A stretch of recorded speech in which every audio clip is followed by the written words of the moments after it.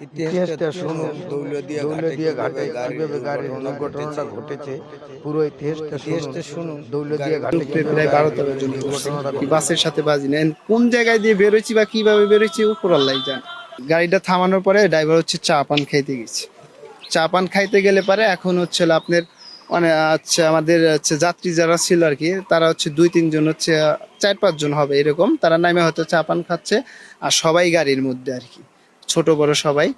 তাই সেই ক্ষেত্রে আপনার হচ্ছে হলো যখন ফেরিটা আনলোড করা হয়েছে আর কি, আনলোড হওয়ার কারণে ওই ড্রাইভারের কাছে না শোনা ছাড়াই হচ্ছে হলো আপনি হেল্পার হচ্ছে উনি নিজের ইচ্ছায় আর কি গাড়ি স্টার্ট করে ওইখানে টান দেয়।